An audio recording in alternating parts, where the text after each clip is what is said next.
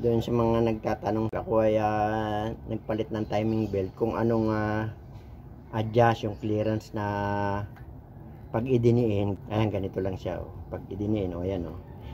Hindi masyadong mahigpit, hindi masyadong maluwag. Pagka dito iniangat sa ilalim mo, ayan.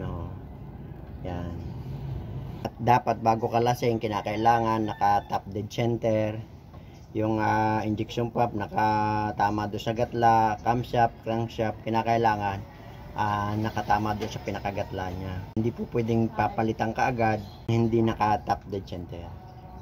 Okay, ganun lang. Doon sa mga nagtanong kung paano yung adjust ng yung clearance ng timing belt. O ayan ito lang.